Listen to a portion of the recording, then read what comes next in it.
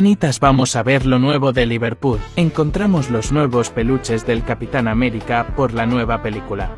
Algunos Transformers de la película y algunos Pokémones, se me olvidó su nombre. Después entramos a mi sección favorita, que es la de los coleccionables. Vemos algunos Funko Pops ya viejos y uno que otro nuevo. Vemos al Capitán América y a muchos más personajes nuevos.